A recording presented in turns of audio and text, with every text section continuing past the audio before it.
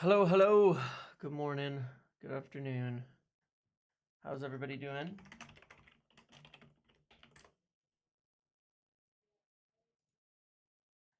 How you doing today?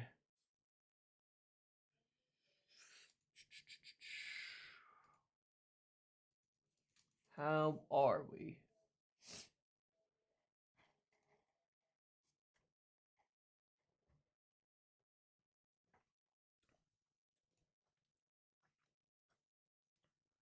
Good morning.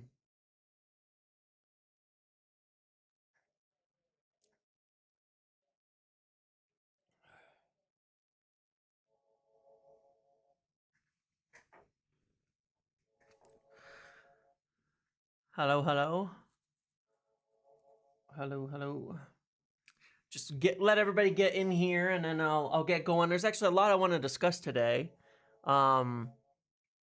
I want to talk about obviously what we think about the lineup today, what we think it'll be.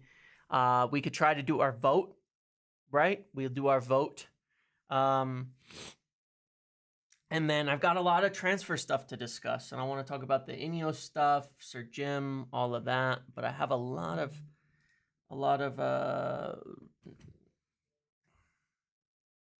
transfer stuff to discuss as well.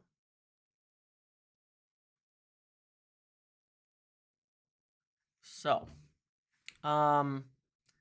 yeah, there's a lot I want to talk about here. Give me just a minute. Yeah, I want to talk about it quite a bit. We could talk about Rashford as well, for sure, as per usual. But we will talk about a lot of things. I've got a lot of updates in terms of the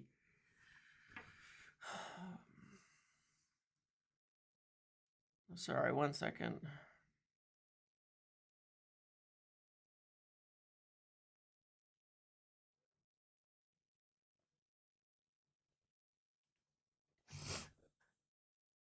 You want some exciting news on Nippon? Maybe. Maybe.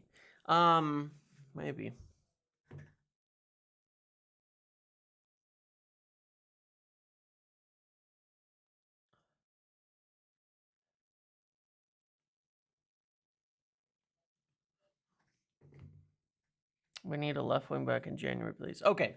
Yeah. Fair. Let me get to it now.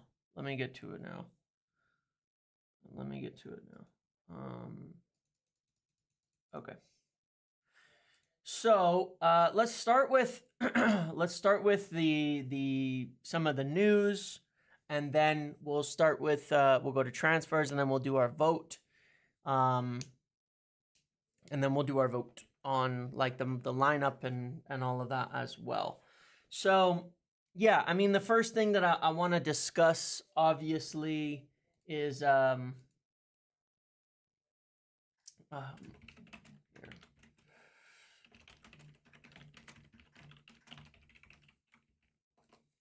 obviously all of this noise around you know, the cuts and the expenses and the budget and all that kind of stuff, because it's obviously all relevant to you know, everything that's going on. You know what I mean? It's all very relevant to the transfers and things like that as well. You know, we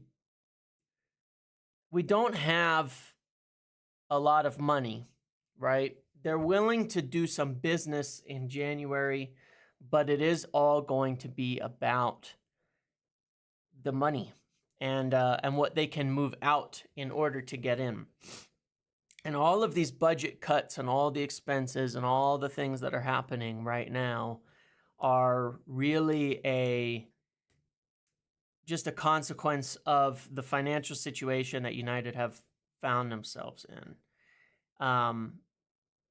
The message from INEOS and all of that getting in here has been from day one that it's worse than they expected, and it's worse than anybody really thought when they got in there financially, when you look at the numbers of it, United have lost over 500 million over 3 years. Now, Sir Jim is the second wealthiest man in England, or whatever it might be, in the UK. To put that into some perspective, if you had to fund the stadium with the amount of money that United are losing, if Sir Jim liquidated half of his assets, because being that wealthy is not all money, right? If he liquidated half of his assets, then, and to like 9 billion, I think, because he's like 18 million personally is what he's worth. Then he could keep the club running, plus get a new stadium for like 10 to 15 years. And that would just be the debts. Okay? That would just be to cover the losses and to do the new stadium. He would have to use half of his wealth as the second wealthiest man in the UK. Billion, yeah. So it's a lot of money. A club can't lose 500 million over 3 years. It's kind of ridiculous that it's even being discussed like that. That it's somehow that's like acceptable. The club can't. And the problem that you have is because of PSR and FFP, because of the way that they work, you cannot just put money in to solve this problem.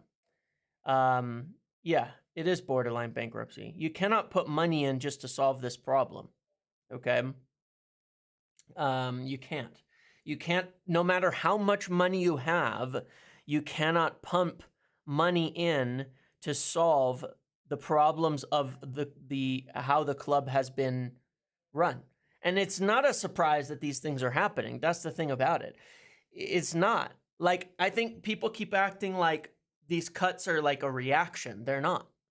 These cuts have been planned since before they got in the door, because the club was losing enormous amounts of money. FFP is what UEFA use. PSR is what Premier League use. Any owner can put in money to pay off debt. Sure. So you want Sir Jim to pay off the Glazers' debt. And what will that do in the long term? Right? What will that do in the long term? Just think it through for a second. If Sir Jim goes and pays off the Glazers' debt, which is the only reason that they are not able to continue pulling money out of the club, what will that do with the Glazers? Okay? There's only one thing that will do if he pays off the Glazers' debt, and that will be to strengthen their foothold on the club and allow them to own it for the long run. The debt is leverage to potentially get into a further purchase in the long term. There's no benefit to paying the debt off, because it's like you're really just saying, hey, yeah, give the Glazers 800 million. Why? Why? Why? Again, why? And then let me add to you the most basic, simple point that I want to explain that seems to be being missed and conveniently skimmed over by nearly everybody. Okay? I'm gonna say it directly into the microphone. The Glazers still own the club. The Glazers still own the majority of the club. INEOS cannot make budget cuts legally. They do not have legal control of the budget. It's funny how the whole narrative that goes out there. You notice that. INEOS do not have legal control of the club. They have legal control of the football side, of football appointments and hires. And it's like, it's very interesting that none of this stuff actually gets reported. The Glazers are the ones cutting the budget. Isn't that funny? The Glazers are the ones cutting the budget. This isn't INEOS doing something that the Glazers didn't want. This is a club owned by the Glazers. This is the Glazers cutting the budget because the club is not financially viable. Yes, are they doing it at the advisement of INEOS having come in and actually looked at the finances? Yes, 100%. 100%. They absolutely are. But it's the Glazers cutting the budget. And yeah, Rashford is there. He is there. That's what that's according to he's pictured there, by the way. That just came out. But did we have more luck with your Christmas turkey than you did with your Thanksgiving turkey? No, unfortunately, no. We didn't do a turkey for Christmas though. The INEOS cannot do budget cuts without the Glazers' approval. All you have to do is check out the original buy agreement. Okay, that's all you have to do. That's all you have to do is check the original buy agreement. The only thing that INEOS have is, I think it's for 36 months, is control of the football club, of the football side. Okay? That's the reality of it. These are all cuts the Glazers wanted to do. The only reason they didn't before, and the only reason the record is continuously not being corrected, is because the Glazers would rather have driven the club into financial ruin than made cuts that would have resulted in protests, things like that, right? That's the reality. That's the truth of it. Sacking people from the football department is certainly part of what they're doing. And they've done a lot of that. They've done enormous amounts on the football side. They've rebuilt the entire side of the football club. The fact of the matter is that that's just a little point that goes underneath all of this. But regardless, it's necessary. And I've said that. I gave my video last week on Monday. There will be more. There will be more cuts to come. There will be more cuts to come. There will be more complaints. Every time there's a cut, someone says, well, they don't have to cut that. That's just X amount of money. And then the next one comes, they don't have to cut that, and that's X amount of money. And then they cut that, and they don't have to cut that. It's just X amount of money. But it's like people don't remember all the other cuts. It was the party, and then it was this, and then it was that, and then it was this, and then it was that. And then when you add it all up, which you can do yourself if you like, just on what's out there publicly, they've cut about $45 million a year from the budget already. It's a lot. And there's more behind the scenes that I know of that haven't been reported that I won't say right here, but there's quite a number of more cuts that have been made. And it is not just at the bottom. It's everywhere. You know, it was, they fired Sir Alex, but that was $3 million or $2 million. Like, come on. These were things that were necessary. People have complained about every single cut that has happened. But when you add them all up, it's a lot of money. And it is not just at the bottom. It is not being targeted to the bottom, okay? They cut $45 million because they sacked 400 people. 400 people, and they're telling you they're not all minimum wage workers. There's a lot of middle management, middle executive workers that have been cut from that. They trimmed the workforce by nearly 400 people. I'm not sure if 100% of that is into effect yet, but that's 400 people. You know, that's a lot, okay? So 400 people times 60 to 80,000 is between 24 million and 30 million. There's a lot of cuts that have come out here. And more will keep happening until the club is financially viable. And the fact is that it's just been bloated. It's overall been completely bloated. And I completely disagree with the thing about, there's aspects of certainly, morale in the staff and things like that. But why are we suddenly pretending that the club was all good beforehand, that morale was good? When was that?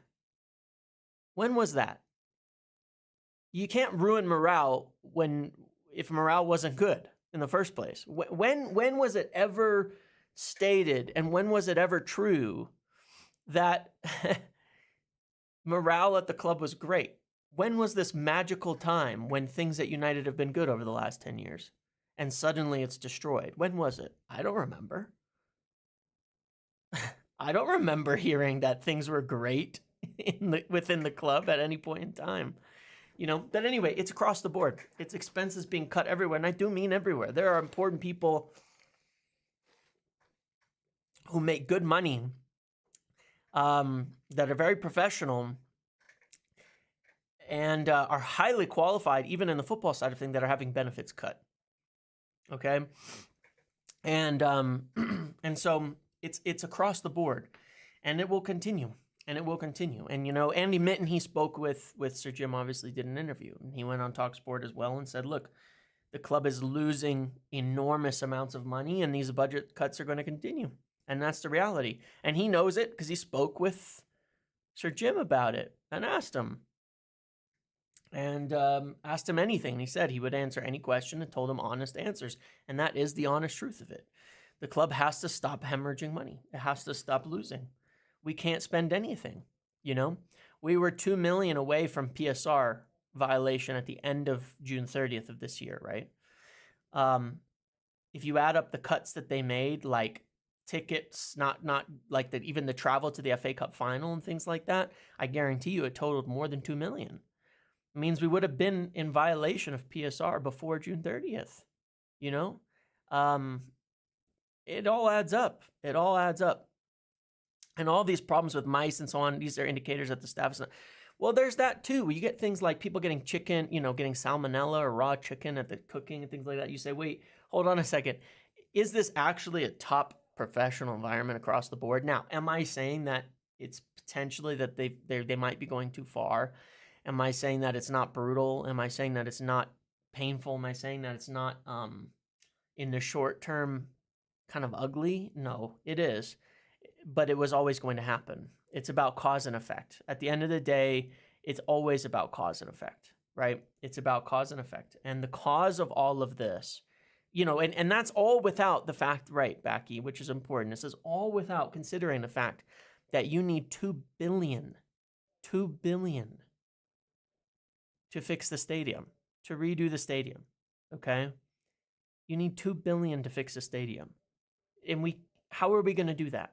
Where's that going to come from? And don't tell me Qatar, because they could have bought the club if they had made an offer that actually was suitable.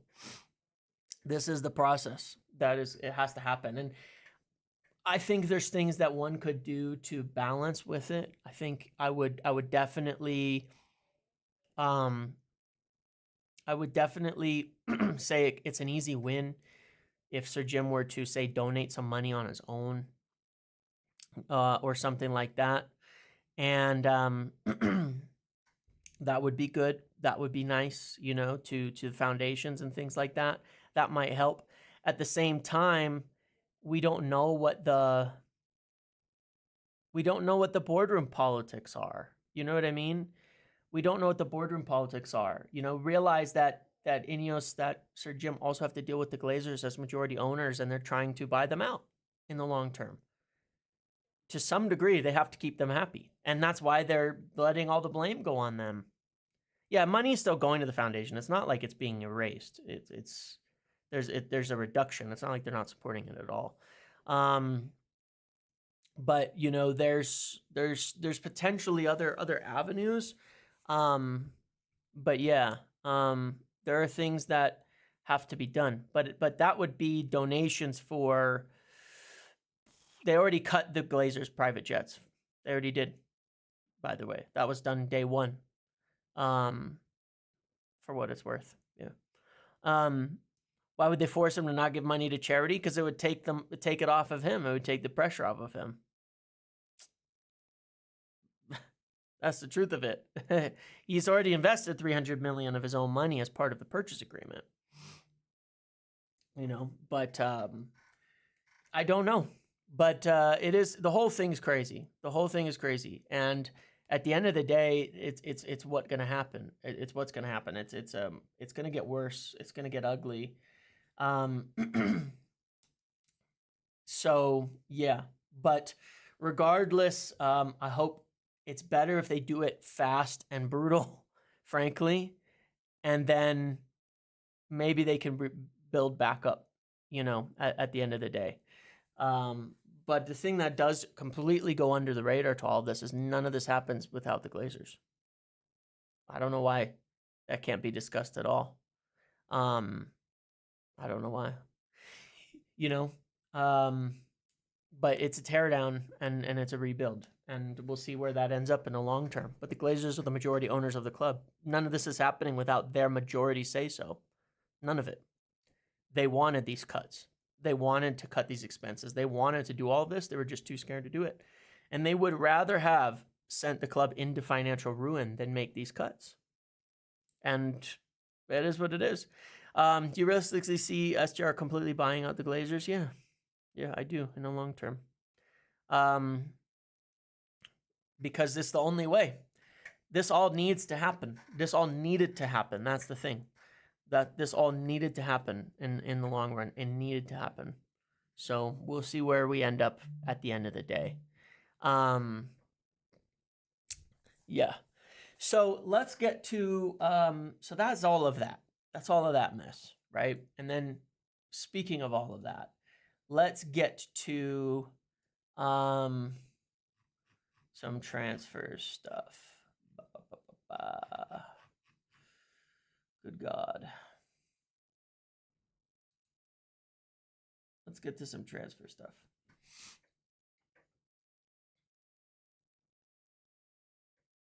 Yeah, I think that there's some things that they could do.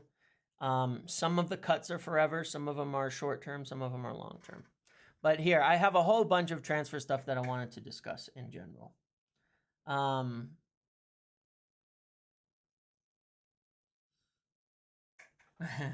therapist sponsorship might not be bad.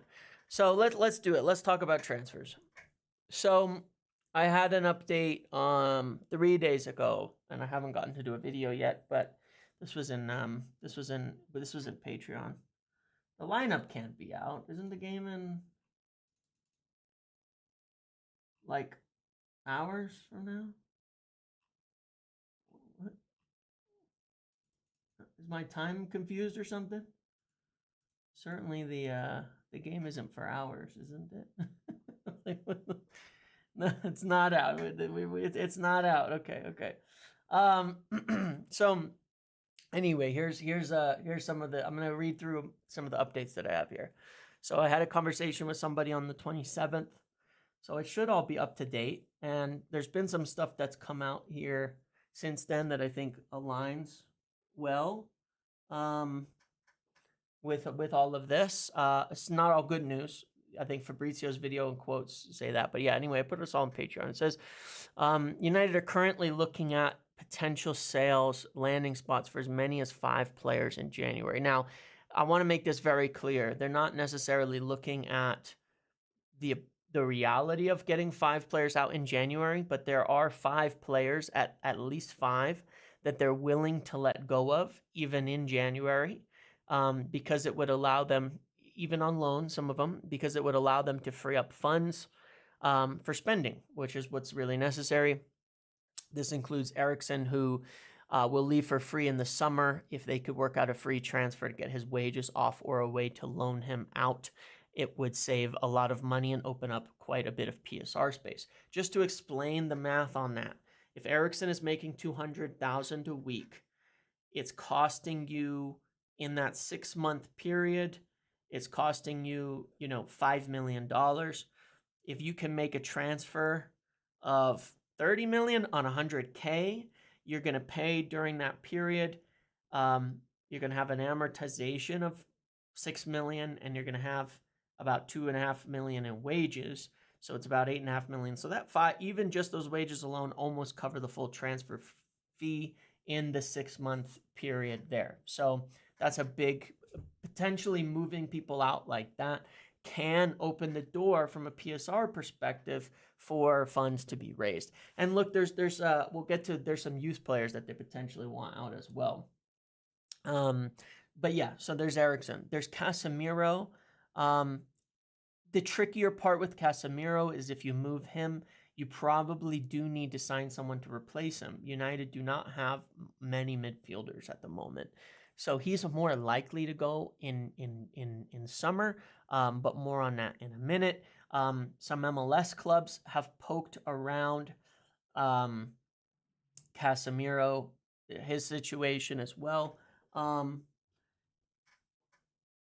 Yeah, some MLS clubs have poked around his situation as well. It'll be hard to sell him. There's interest from Turkey in a few of these players because they are able to potentially cover the wages. Rashford is another that they'd be willing to let go on loan. Antony is another that they're willing to let go. There's some stuff coming out now about Real Betis and Antony, and that looks good. That looks to align with this. I've continued to hear, obviously, that January would be a time for potentially Antony to depart. If they can get him out, then they would. Obviously, a purchase, any of these players, they'd be fine with a purchase too, but loans are more realistic. But getting those wages off does make a difference. Malacia is also someone they'd be willing to move on, and obviously they'd be looking to replace him. They also plan to let certain youth go out on loan or be sold in January too. Again, as a part of what I've heard, they want to move young players out quicker. So most of the exploration that has been going on prior to January and at this point in time is about how can we get the most players out as possible. How can we get the most players out as possible to see if there's any money to be able to be spent? And then obviously, as I said here, there's interest from Turkey in a few of these that could cover on loan, and then some American clubs have poked around on Casemiro and Rashford, to be fair, but I don't think that would be a move for him at this stage in time. Right now, freeing up some bigger wages would open the door for transfers. They're very much open to doing business in January if they have the money. They would like to do permanent deals. They don't want to do loans, obviously, because it's just money down the drain, right? It's money where you're spending it. Thanks, Javier. Hope you enjoyed that. Where you're spending it for nothing, right? You're not getting anything long-term out of it. So they would rather have deals where, they want permanent deals. Any obligations that they could trigger before, during this year would help, but also after July 1st would help as well. Things are definitely tight, but they're exploring all avenues for some outs. Some of the issues here is that technically United have space this year, but without Champions League, the following year ends up being a really big problem if they spend too much now, because you have this 3-year running thing where they lost a big loss year and gained a good year, but the next year it's going to go back to a lot of loss years. So even if there's money now, it could present a problem later if they're not careful about how they do things now, just to be clear. So again, a lot of indications that things are tight, but they're exploring every possible avenue for outs. That was very much emphasized to me. They're not likely to let all of those players go, for what it's worth, because the squad would actually be pretty light in that case. They're looking at long-term ideas on injured players like Shaw and Mount in terms of how to move them. They're already exploring those types of things, but the reality is that's going to be impossible in January. But they are looking at it. As they still hear it, the priorities are left back. As I've said many times before, for me, Kirkez is the one I've heard about most on the list. There's obviously a lot. We've covered a number of ones that we've been linked with, but Kirkez continues to be one of the main names that I hear, obviously. Like I said, I'll ride with kind of Fabrizio on that one because he seems to have been hearing the same thing for months and months now as well. And I think it was the same for me since April or May of last year, that Kirkez might be the main one that they're keeping an eye on. Now it's interesting because, obviously we've discussed this wing back, fullback type of thing, and wingers for wing backs and all of that. But it seems like his preference might be to have a fullback on one side and a winger in the wing back position on the other side. a left footer on the left, a left footer on the right, and that has been done a lot. That has definitely been done a lot as well in the past. Kirkes was rumored to be between 30 and 40 million. He changed agencies. Yeah, so there's a few things. I don't know that we can get him in January. If we could move people, then they would. They would go for it. But yeah, the issue you have with Alvaro Fernandez is that with the purchase of Diego Leon, we don't particularly need a another young project type wingback. Now, Diego Leon is also a fullback, but he's definitely rated very highly for his attacking qualities, so that makes sense too. It might just be some good balance. The other factor is that it may be felt that the left side needs more defensive coverage. Someone who's a bit more all-rounder on that side.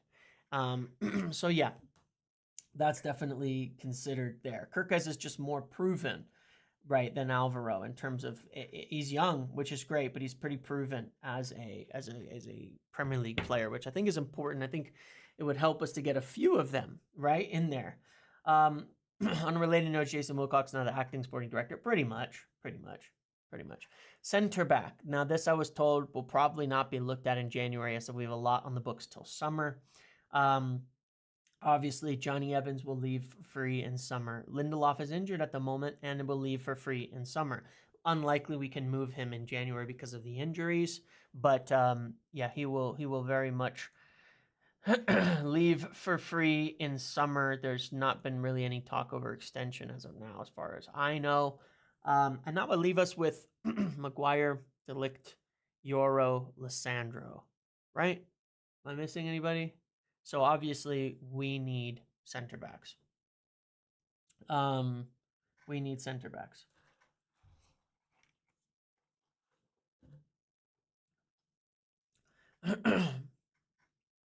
And yeah, I would be interested to see if we follow. I haven't got a lot of names for center back right now, honestly, but but maybe we'll follow some more South Americans as well. We were looking at like Anselminho, who was just recalled by Chelsea that they signed. Unfortunately, we didn't get that one, but right. Backup goalkeeper. I say backup goalkeeper because, as I was told, there's a backup goalkeeper because Onana's a starter, but I think they would like to get somebody who could potentially challenge Onana for the starting spot right now. The story with this whole goalkeeper thing, you could find something from me, I don't know when it was, a year ago, maybe longer now. I'm not actually sure when. I don't remember it. Maybe it was before last summer, where I mentioned that there are people at the club who rated David De Gea extremely highly, still didn't want to swap keepers. That's why it took longer than it was in order to get a new goalkeeper. And and we're pushing for that. De Gea was like the best keeper around. It's been an area where a lot of people have felt United are dinosaurs when people have looked at it, and that they're too fixated on old school keepers and not into the modern day. So that might be tied to Tony Khan getting sacked. But somebody else already left on that basis as well in the past. Defensive midfielder cover or center midfielder cover, depending on Casemiro's situation. This could change a bit in profile age, and also is more likely for summer as they want to see how Manu Kone gets in. I'm talking more the deeper midfielders because again, if Casemiro is less likely to depart, then it might change how things work in terms of the deeper positions. But yes, there's truth in the links to players like Ederson for the long term. Though they decided previously that Ugarte was the better signing, it doesn't mean Manu Kone. I give the wrong names. It's the young guy we signed. Not Manu Kone. What is his first name? That's why I got mixed up. Regardless, Sekou Kone. Yeah, thank you. Yeah, the young guy that we signed. Yeah. And yeah, this whole situation could definitely change a little bit. I don't believe we'll be able to make a signing here. By the end of the year, they'll want to be seeing some of the younger players move through there. I've said before on the Collier thing, I don't believe that he's rated that highly in terms of the long term. And when you look at his age and things like that, I don't think they see him as somebody there for the future. They're definitely following this kind of young 10 profile still, the names we've discussed over and over, as well as potentially another striker or another forward. And I have to say that as I hear it now, they're definitely more open to a striker, but they would like to have somebody that they feel could play as a 9 or alongside a 9 in Amorim's system. So arguably like a Rashford, like a good Rashford, is what they would like to be looking at there. Obviously, there's a number of players that could fit into that type of profile. There is consideration being given to a right wing back winger type as well in the form of Dibbling or Kenda, and this could change the view of the young 10 as well. So there's a lot of still permutations that could go into all of this. If they decide to move for Dibbling and it pushes Ahmad into the 10, then they may only sign one forward in addition or something like that. That's more of a striker. So we'll see there. There was a story about potentially Xerxes being sold. And I wonder about that to Juventus. Obviously, if it doesn't, I don't know if they do it in January because they may not have the people to replace him yet. And they may not want to do it that quickly. But if Thiago Motta wants to come in, I know it's like every position is crazy. But in January, if we can move players out, the priority is still left back. It's still the left side of the team. If they can, the whole Xerxes situation is interesting. I'm not sure they want to give up on him yet or have decided, but at the same time, again, they're pretty ruthless on this front. If Thiago Motta and Juventus came in to buy Xerxes and we got our money back, I cannot say they would say no. I cannot say they would say no. I still think we'll see. I can't say that they would say no, but I don't know. That seemed like a decent report from the Telegraph saying that they would be willing to if they got their money back. So I can't say they'd say no. Yeah. I've asked a lot of stuff. I asked about Osimhen and things like that as well. We can't afford it. He's on high wages. We can't afford it. We can't afford Osimhen's wages. I mean, he's on big wages. We can't afford that. That's not a signing we can do. Yeah.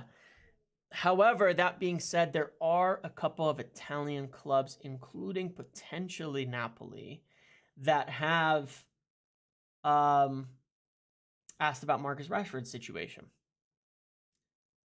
And I have to explore more on this.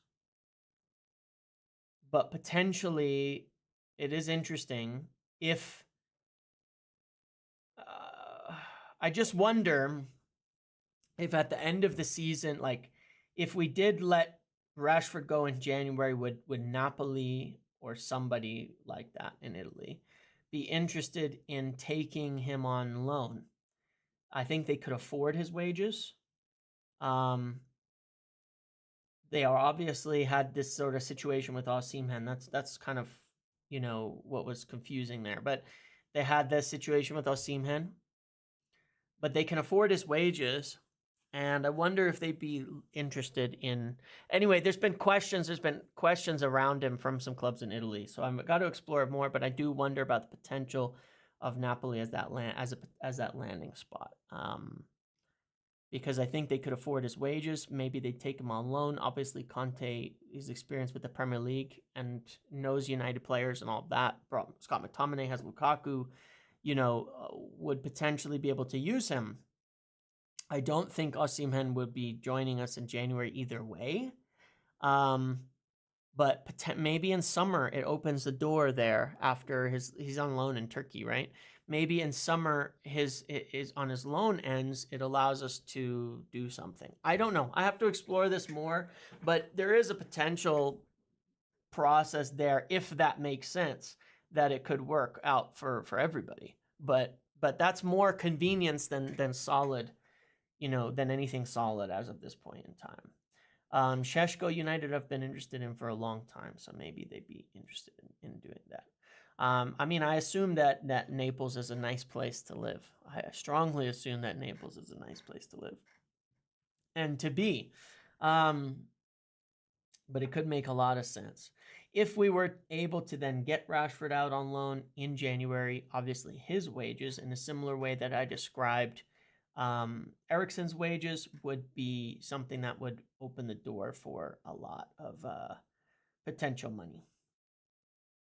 Rush Manu gifting 10 memberships. Thank you. I really appreciate that. Again, really do, as usual. Thanks very much. I appreciate you. Thank you for doing that. That's very nice. Thank you. I think you did before as well, but thank you so much. And it means a lot. Appreciate it. Happy holidays and Christmas and Happy New Year, and thank you for that. It means a lot. So yeah, there's a lot being explored here. Thank you. You still don't have a membership yourself. I don't even know if I can gift it to you. I don't think I can. I don't know how to do that. On Joe Bellingham, United had looked at that a long time ago. I don't know much about him. I still have heard from our Sunderland goes, Chris Rigg is more highly rated. I haven't heard anything on it myself. What's Bruno's book value? If he was purchased in 2020, right? Then it's he's gotten a new contract. Has he had 2 new contracts already? It goes down and then it gets extended again. Yeah, that Nuno Mendes story was interesting too. Some decent reports on that. So he's had 1 new contract. Was it 2019? Did we buy him in 2019 or 2020? God, I can't remember anything these days. It must have been 2020. It must have been 2020 that we bought him in. January 2020. Yeah. So it would be, let's say it was like 50 million pounds. And then it was 2 years. So he would have been down to 30. And then he got a new contract. So then it would have been 6 million a year. And then it was 2 years and he got a new contract. So he'd be on about 18, 30 to 18 divided by 5. So at the end of the season, about 15 million. No, it's more than 5 because it gets unless I'm misunderstanding, I'm fairly certain it gets re-amortized when you do new contracts. For whatever remaining value is then re-spread out over a 5-year period. From an amortization standpoint. So it's going to be more than 5 million. It's going to be something like 15. But at the end of the season, which is still not a lot. But yeah, it's going to be more like 15. Yeah, around 15. That's what I'm getting at. Yeah, Olmo and them, they got all registered. Everybody's all registered up to the gills. They got their levers in place, you know. they got their levers in place. So it is what it is. They sorted their levers out. He signed in August, yeah. So yeah, I mean, we'll see. But yeah, it's a lot. It's a lot of exploration still, obviously, and I think that all aligns with some of the things that like Fabrizio has said. Rashford's in the squad. Yeah, we don't know if he's playing, obviously, but he's in the squad. Rush, and thank you again. But yeah, it's so much. It's complicated. This whole financial situation is difficult. Obviously, where we end up at the end of the season makes a difference in some of this too, as part of the investment. If we can get like obviously, if we can do something like get Champions League somehow and figure it out, then that would open the door for a lot more. this summer. But until we know that, they have to be pretty careful, I think. And especially if we like miss out in Europe entirely, then you lose an enormous amount of money, at that time. So I guess we will see. I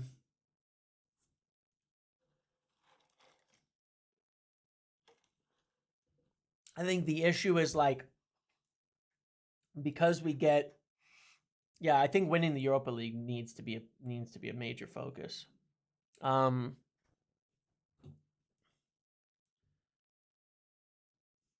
And yeah, I think that needs to be a major focus. So, I mean, it's like the Champions League money is huge now, but it's like 60 million if we get into Europa, 120 if we get into Champions League, and that is a massive amount of money if we miss all of that. It's a massive amount of money.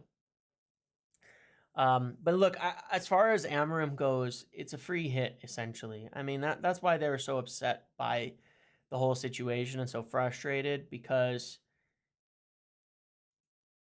you can see that that Sir Jim's really, there was, I think it was during one of the international breaks, they said, look, he's fed up because they took a risk, right? And here's the thing, right? When you look at all of this, you have correctly so while they're making all these cuts,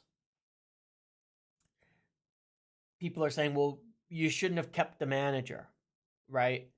And spent the extra money. Now, I just to be fairly clear on this, they were pretty careful about not buying players for Ten Hag that they didn't think would fit in the long term, okay? That's why they got good deals. Euro had nothing to do with that. Ugarte was the opposite of that. Beginning of October, maybe.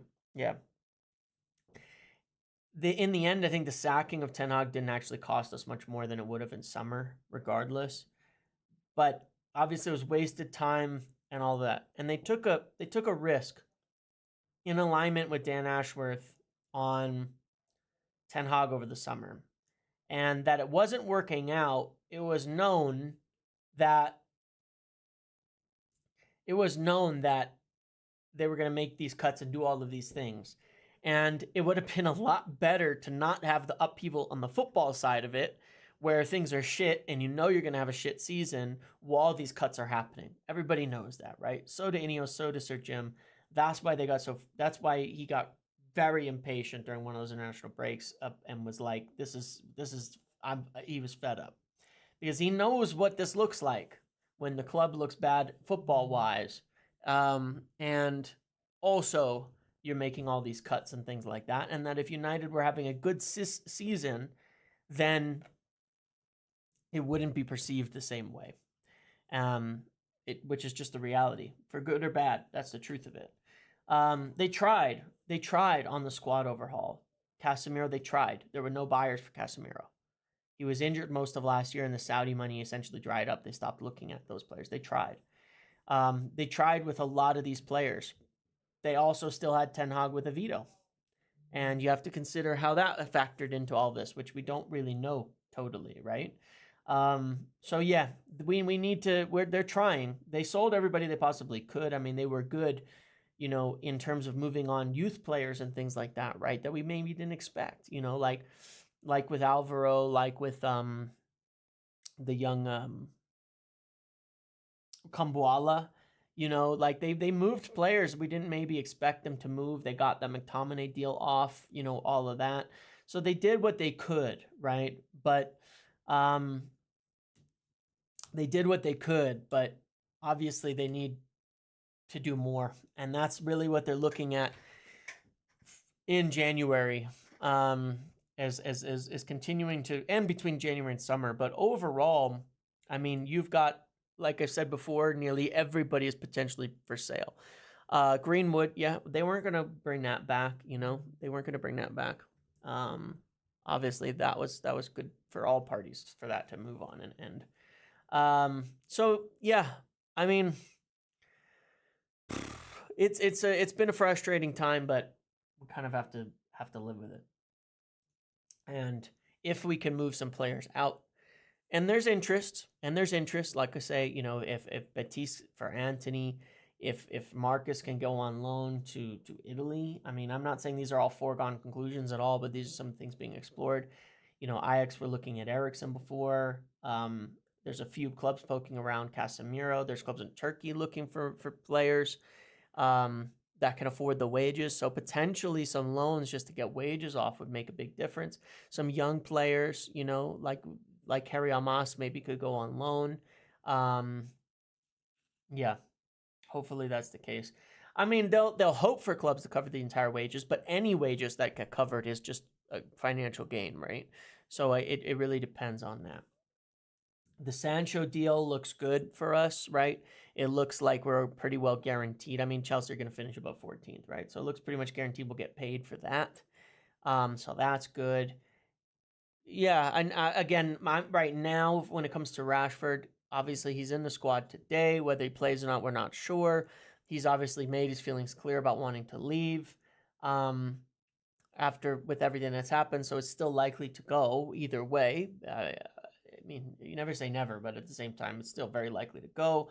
I would still keep an eye on Arsenal as well as, I mean, who knows Chelsea, what they'll do, but Arsenal and then maybe some clubs in Italy. And I will follow up on that hopefully in the next couple of days. So, well, it's not like he's refusing to play, It's not like he's refusing to play. Many clubs have players who are looking to go that stay in the club and they train, they play, they do all of that. It's not that unusual. I mean, Liverpool have players right now with contract drama that are potentially talking about leaving. Obviously, it's different because they're successful, they've won, all of that. But they've got players in the club right now talking about potentially leaving, and they're winning the league. I mean, Mo Salah is practically half talking about leaving already, and he's having like one of the greatest seasons in Premier League history for them.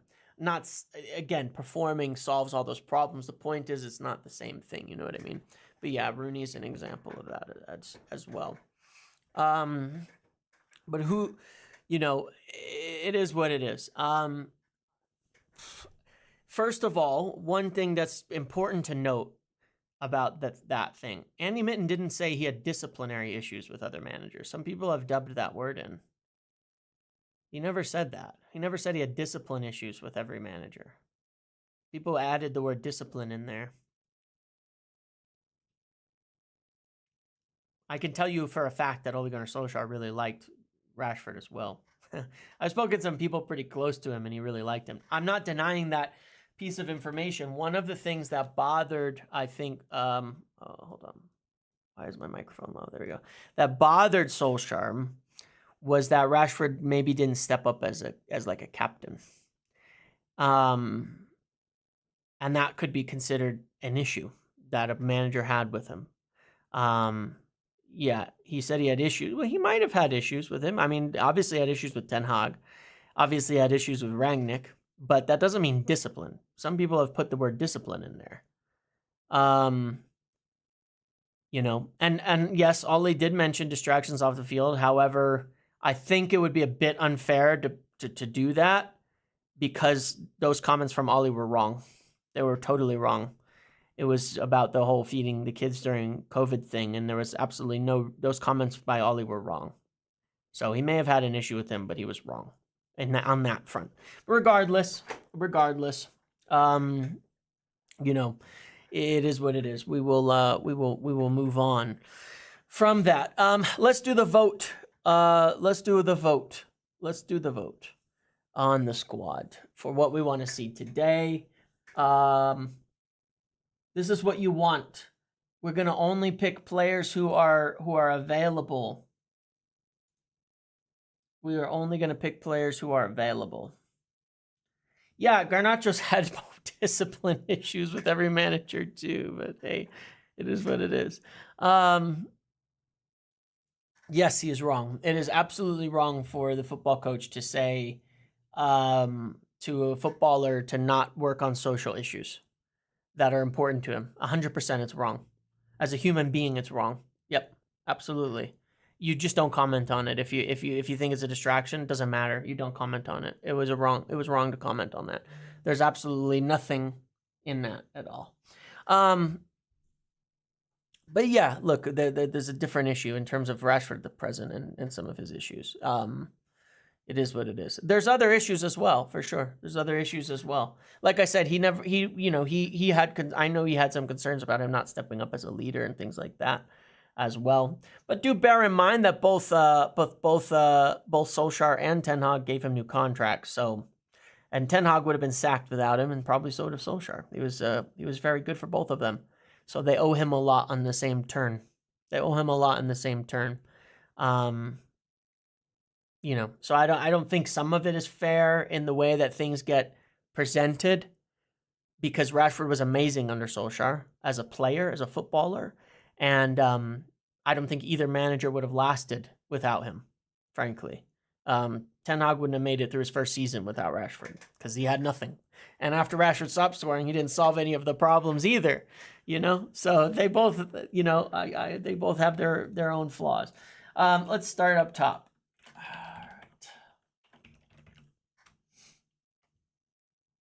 Let's start up top.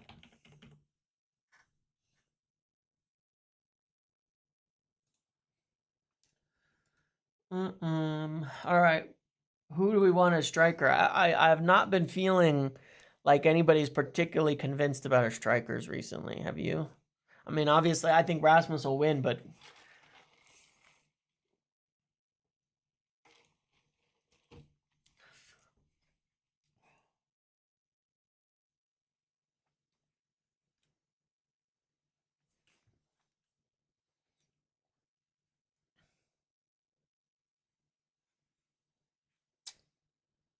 it's been a rough one. Rasmus really needs to improve his overall play. There's no doubt about that. It's frustrating, but at the same time, it's like Xerxes doesn't really provide much better a lot of the times. One who doesn't run into the box and one who doesn't get onto the end of anything in the box. One who drops in for a hold-up play but isn't a striker, and one who the ball bounces off of like he's made of flubber. It's not a great balance of options. It's not a great balance of options.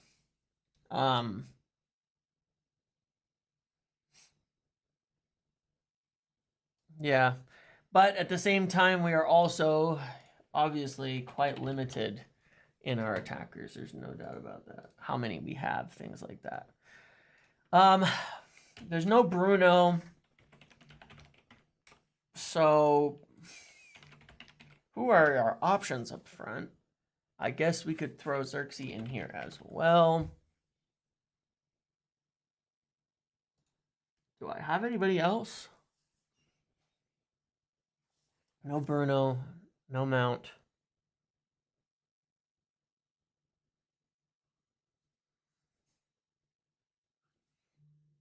I mean, you don't exactly have like some crazy, like, I think Rashford's the best of these three options.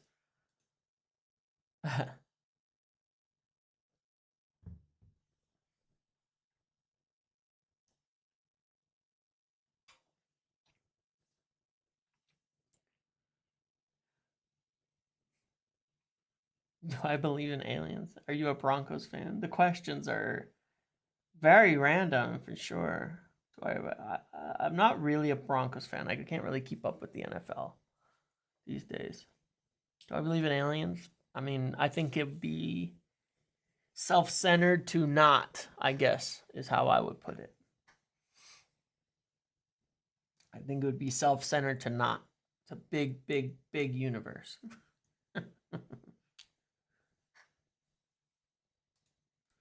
Anthony, he won't play on the left either way.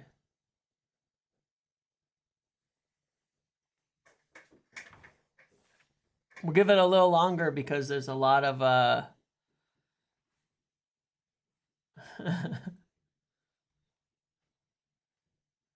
we played Mazraoui as a 10.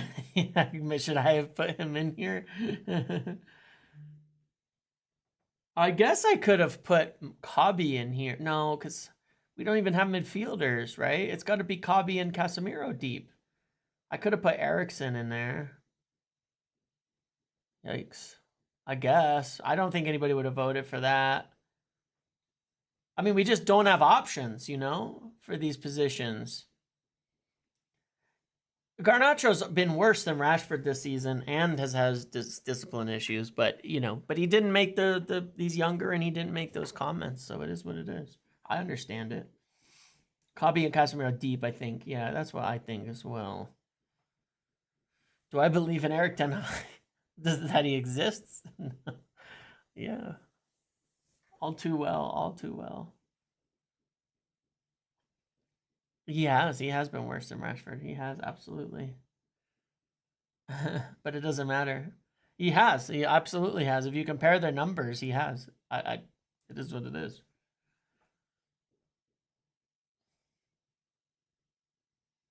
And people are forgetting, like, the last bunch of games. I mean, it's been bad. It's been quite bad. Like, it's been really bad. His performance has been terrible. But it's not. I'm not even trying to put someone down. But like, it's been bad. It neither has been any good at all. Like, at the slightest right now. But again, Garnacho's younger, and he didn't make those comments, so it is what it is. But he was also left out against for discipline reasons. So what do you know? All right, we're gonna stick Garnacho in here for today. All right, let's go to the right side. I personally, when we get to this right side, I do not want to see Ahmad over there. I want him to be at wing back. I think it helps. Now, who do we have to play on the right otherwise? I have no idea. But I'm going to give you these 4 options.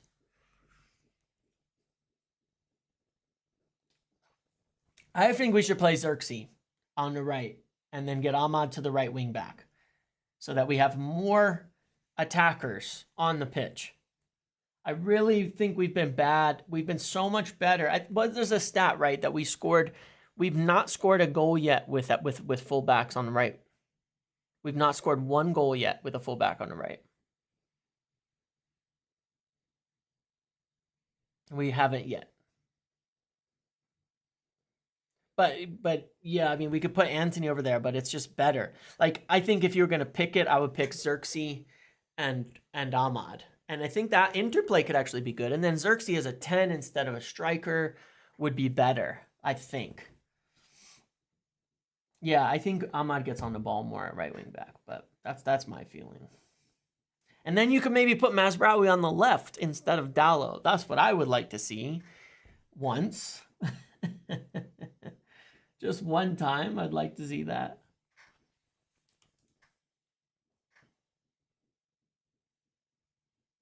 We saw Anthony at a 10. It wasn't good.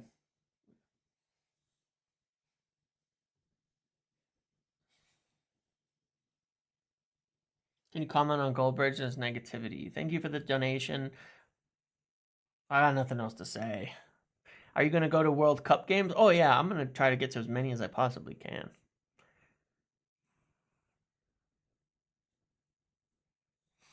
Anthony's not a good starter. He's actually done okay as an impact off the bench, but he's not a good starter. We've only scored in 1 game in the last 8 when Højlund has been on the pitch in the Prem. That's crazy. That's crazy. Well, we're not missing 2 players. We're missing Bruno, Ugarte, Mount, Shaw, Rashford. Essentially, Rashford's technically in the squad, but we're missing 5.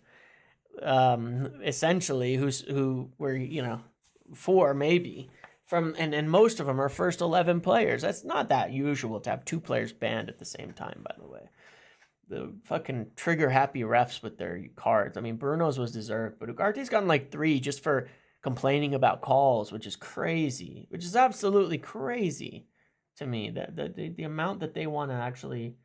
that they throwing cards out for nothing is wild. All right, you're voting for Ahmad. I think it's a mistake. Like I've said before, I think Ahmad is much better on the right. But hey, I get it. Let's go with the midfield then. What do you guys want here? Cass Manu, Cass Eriksson, Eriksson Manu, Collier plus somebody. I don't know. Let's try that. And if you guys vote the Collier one, I'll figure out a different way to do this. He's only learned a good English swear word so far.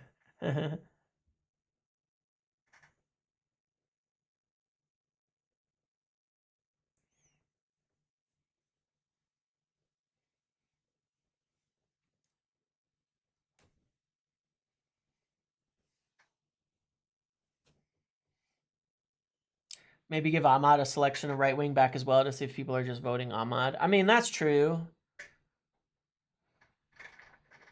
That's true. I could do that. I could do that. There's potential there.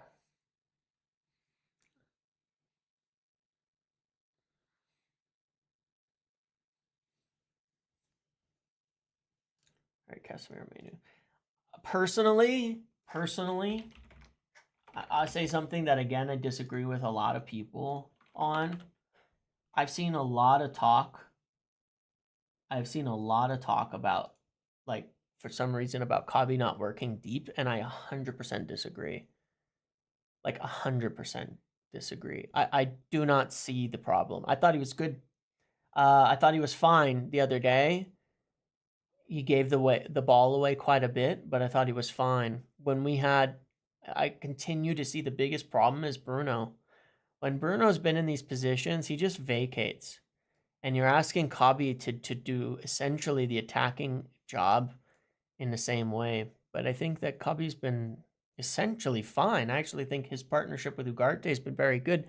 We've continued to give people nothing down the middle.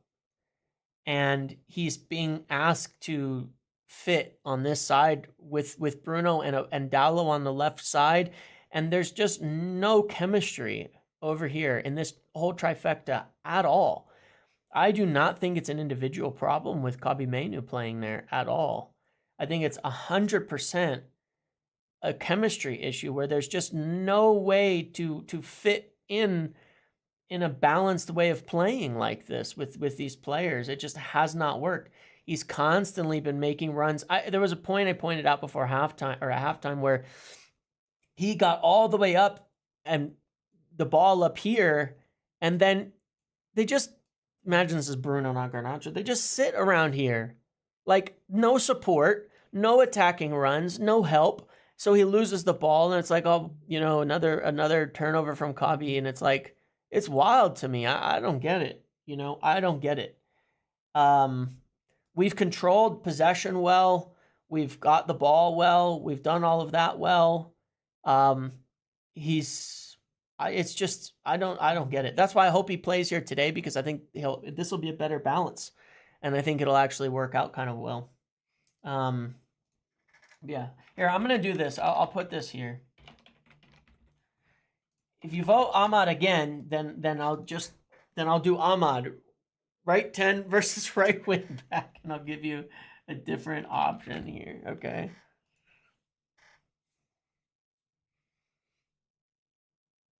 Bruno keeps getting behind the ball. Right. Rashford would be in the box there. Garnacho probably will get in the box there too. So you guys are just voting Ahmad when his name is up here. Okay, I see. Fair enough.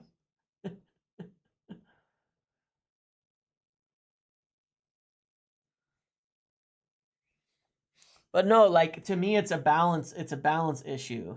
It's a balance issue about, like, this whole thing is just a balance issue. Like, you end up with this really poor spaces, on these sides because of some of the issues that we've seen. So I don't know. It is what it is. What can I say?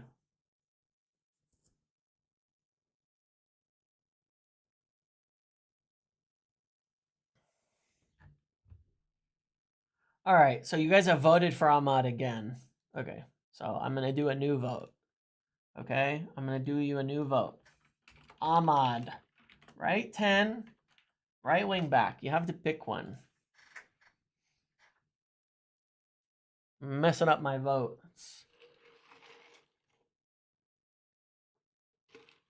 Oh, now he's cleaning up at right wing back. Okay, fair enough.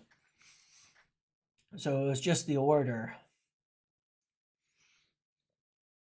Okay.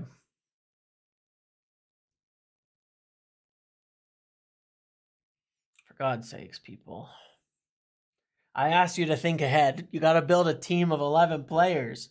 You can't have two of the same. I don't think we'll change the 4 at the back. We have plenty of center backs. Got to start with this poll for our next game, right? I might just have to do this first. Okay, fair enough. All right, fair enough. Now we got to vote again. Now we got to vote again. Okay. Now we got to vote again for the right 10 situation. Dominic, James, love the channel and Patreon Business Lounge. Happy New Year. Thank you, buddy. Appreciate that. Thank you very much. All right, so let's do this again. Anthony, Xerxes. We'll stick Rashford and Garnacho. Rashford and Ericsson here. Ahmad does have a brother. Just first vote is Ahmad. First vote, Ahmad. No, I didn't see a tweet. I don't particularly look for those tweets. I can guarantee you once again that INEOS are not, though, putting anybody under pressure to do anything in terms of team selections. Yeah, I think Xerxes would be the right. I think this is a pretty decently balanced front three. Like a runner, 2 runners, and a creator makes sense to me. I don't want Rashford, Højlund, and Garnacho as a 3 because it doesn't completely work. It's too many runners. I actually like Xerxes in here. I thought it would end up being like Xerxes, Rashford, Højlund in the long term. So, you know, this would be, I think this is a good vote. I like this vote. You could swap them around. They could be pretty fluid. It's fine. It doesn't really matter. But I think this is pretty good. This is pretty good to me. I like this. I think that's better. I think you've got I think you've fixed up a better team here, a better balance now. Because now as well, right, you can get Ahmad playing off of Xerxes, where some of the interplays and all of that has definitely is better, right? For that side. I think that's good. I think that's actually this is actually a good play. So let me give you 4 options for the left. I influence the vote? Maybe.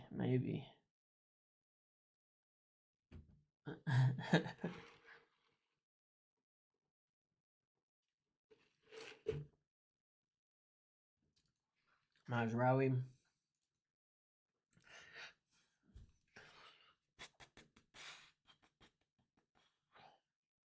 Maybe. I still think I'm right, though. Ahmad's been better at right wing back since day one. He's been better. It's just like, I think that's objectively true, right? I can't be wrong about that. Objectively, we've been a better team when Ahmad plays right wing back, right? Is it true, though, or not? I made the case, right? But is it true or not that we've been better as a team when Ahmad plays wing back? I think it's objectively true when you look at the numbers in the games. I think it's objectively true. And a big reason for it is just that we have more attackers, right? We have more attackers. It gives us 3 attackers and a wing back. So at least we're getting a few more attackers over there, right? Even if it's that simple. It gets more quality on the pitch. All right, so Mazraoui won this one. I think all things considered, barring Ugarte, this potentially is better than the team that we've been fielding, just for what it's worth, in my opinion. Which shows we can still build a strong team if we do this right. What do I put over here? Evans? He fit?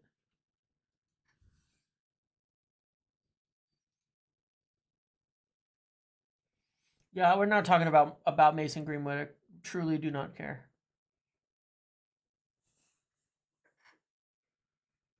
I think I really think Bruno's been a huge problem, and I got a lot of hate for that. But then he goes and gets himself a red card off the back of a terrible performance, multiple in a row. And if you look at the games we've won and performed well, you will find less Bruno involvement.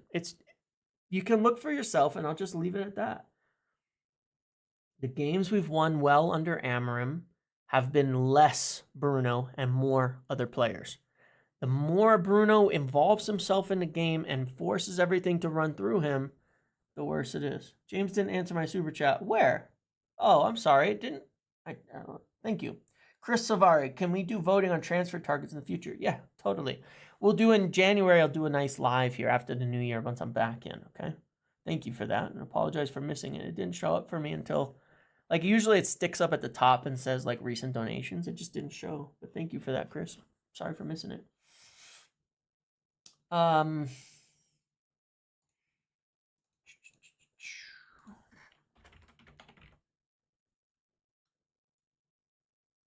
City win, Bruno goal. He scored a penalty. He missed an open goal right before that. He was far and away not. It wasn't a good game from Bruno. It was a good game from Ahmad. It was a good game from a number of other players. It was not a good Bruno game. He scored the penalty. He missed an open goal right before that too. So, you know,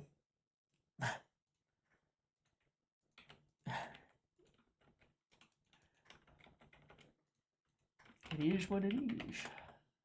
I mean, I could put Kukonki into the center for you guys here, but there's only one answer. It's the refusal to run into the box that bothers me, because it destabilizes the whole team, and it collapses the defense onto us when he will not run into the box. Ohio fan? What? Why would I be an Ohio fan? What does that mean?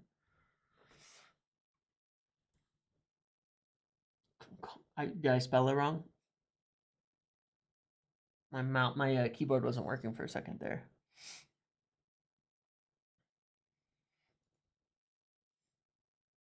I'm not going to influence the central defender one.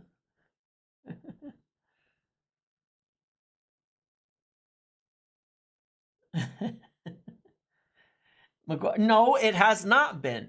It has not. It's not because of me that Maguire is winning this. I planted the seed for people to use their eyes and look. And now that people have used their eyes and looked, they've seen that not only is Maguire better, he's also Amorim's preferred central center back. And so people are trusting Amorim on this.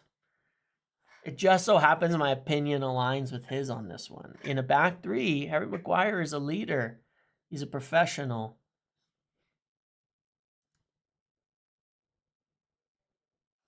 He is. What up, James? Good Christmas, pal. Yeah, very good. Thanks, Red Jedi. Red Eye Jedi. Thank you.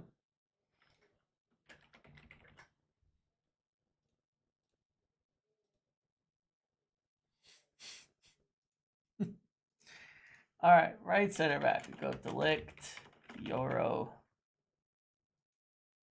and a back six. That is funny.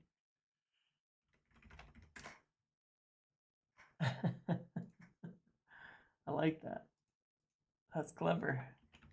No, I spelled it right. I spelled it right. Why are you guys gaslighting me? I was with people and gaslighting. Someone. No, Maguire's not the long-term guy for sure. Agreed. Of course.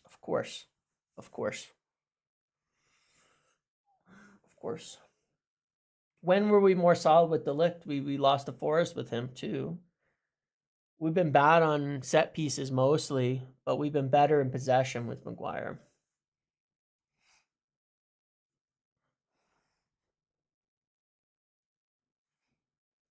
Who's Kukonki? It's Godwill Kukonki, man. Godwill Kukonki, man.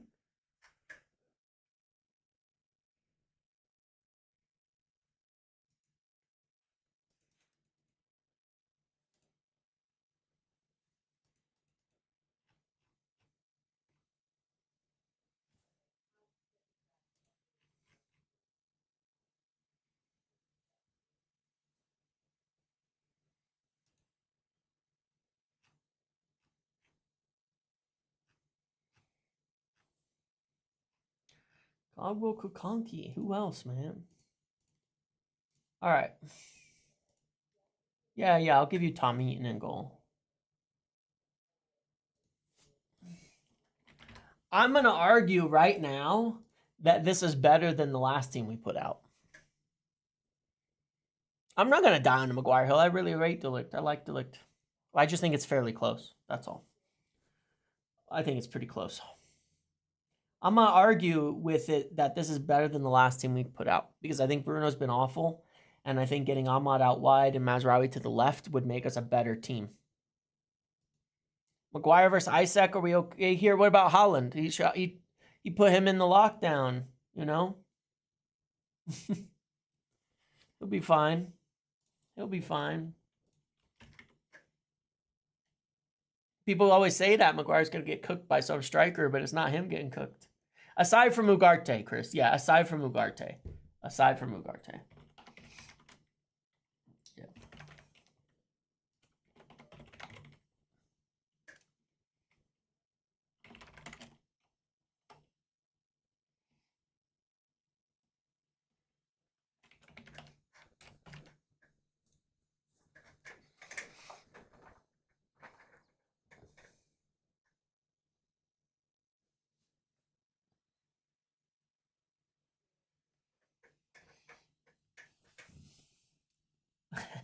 I'm just saying, why? Let's get Johnny Evans in there. No, I don't know. People have been unhappy with our goalkeeper, so I'm like, hey, let's put some tall ass guy in there who might actually catch a ball off of a corner. You know what I mean? Maybe we won't give up an Olympico this week if Johnny Evans was in net just to catch the damn thing. I don't know. I'm just suggesting who would be the best keeper. You know what I mean? Who would be the best keeper of in terms of our outfield players that we have? I think Evans makes a decent case. I mean, he's a little old, but he can kick the ball with both feet really well, so he can play out the back. He's press resistant. He's tall as hell. Johnny Evans could make a keeper. And he'd go 100%. Wouldn't be afraid of contact, you know? Johnny Evans could make a keeper. Could be a keeper. He could be a keeper. He's taller than Onana, right? I mean, he's not super tall, but he's taller than Onana. All right. I'm just sticking around with that, obviously. So yeah, there you go. I think that yeah, I mean, I think this is a good team. I think it's a good team. Honestly, I think if you put Ugarte in here, this is potentially better than what we've been fielding. Like, I think if you stick Ugarte in here, this is the best. You could have Delict in here. It'd be fine. Like I said, I don't really care. But I think if you stick Ugarte in here, this 8 is your best 8. Pretty easily. Up front, I think this is a better balance. You know, I think this is a better balance. But if you stick Ugarte in here, this is good. Let's see. You know what I mean? Let's see. I don't know, but I actually think, like, yeah, if we had Mount, I would play Mount in the 10. You know what I'm saying? But we don't. But if you Ugarte in here, yeah, Bruno's not in my best 11 because I think he's detrimental to the team right now. I think he is. That's just my opinion. But I see it, and I can't. Now that I've noticed it, I can't stop noticing it. It actually drives me nuts, but I can't stop noticing it. That whenever the ball, I'm going to use Garnacho as Bruno in a minute. Whenever the ball goes up here, instead of running in the box when the left back has it, instead of attacking the spaces, instead of opening up the angles for the other player, he does this. He runs in a little circle, drifts around, vacates the space, and leaves us completely wide open, and then gives the ball away. And then drives to the top and takes a long shot. Every single time. And it actually drives me nuts. I cannot deal with it now that I've noticed it. I can't seeing it. I can't see it working. I don't see how it works. I don't see how it gets together. Bruno Xerxes and Rashford have played one game and they scored 4 goals against Everton. Yeah, but I don't think we actually played that well. Like, we were better against Bodo Glimt, but again, I think that I think Ahmad played at right wing back that game too. But it's just it's like I've been concerned about Bruno's fit. You can watch my video when you can watch my video about the players that would benefit from him most. Most all of them were right. I said I thought that Garnacho would struggle a bit, that Bruno would struggle. Rashford, I thought he would do better. He got that one wrong, but pretty much everybody else it's been kind of on task. But it's tricky. It's tricky because I don't see the fit. He doesn't. He, the left-sided player. If you look at like Gonçalves at Sporting, run into the box, attacks the box, gets in there all the time, as well, and releases the ball quickly. But you need to be making these runs to open up space for the late arrivals. Again, when you're talking about overloads, this extra guy is supposed to run up and be open as a late arriver. And you're supposed to get this 5. I mean, that's just basic football these days. You're supposed to get this 5. If this guy's always dropping out, you never have an overload. It's always 4-on-4. And then this guy's always picked up and there's no extra man on any side. It's always 4-on-4. You have to get this 5th guy. You have to get 3 players attacking on one side. You have to. You have to get 3 players attacking on one side. And until Bruno is wanting to do that, then I don't see how he fits. And that's it. We don't have creativity with Bruno. Our expected goals created under Amorim is like bottom of the league. So we're not losing anything. Maybe we're not creating because we don't create anything in those situations because of that exact situation. If you put Eriksen in that spot and we can dominate possession, he'd be doing probably a lot more. But anyway, it is what it is. There's just an issue. There's just an issue that I see that I'm not seeing resolved yet. Anyway, I'm going to leave it there. I'm going to run. I will see you all later. I hope you have a good day. Hopefully we get a win out of this one. And yeah. So thanks for watching. Thanks for hanging out with me. I hope to see you all soon. Enjoy the rest of your day. Have a good one. Thanks for hanging out with me again. Appreciate it. It's been a lot of people here and a very, very busy stream. So thank you all for hanging out with me today. I'm sure I'll see you before the new year, but Happy New Year. And yeah, and enjoy your day. And hopefully United can get the win today in our final game. We need some positivity and some uplift. We've got Liverpool next on Sunday as well. So thanks, everybody, and I will see